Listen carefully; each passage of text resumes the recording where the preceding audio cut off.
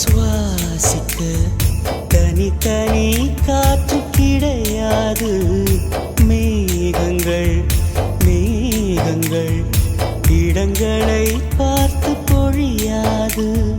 கோடையில் இன்று இலையுதிரும் வசந்தங்கள் நாளை திரும்பி வரும். வசந்தங்கள் மீண்டும் வந்து விட்டால் குயில்களின் பாட்டு காற்றில் வரும். முடிவதும் பின்பு தொடர்வதும் இந்த வாழ்க்கை சொல்லும் பாடங்கள் தானே கேளடி. கடவுள் தந்த அழகிய வாழ்வு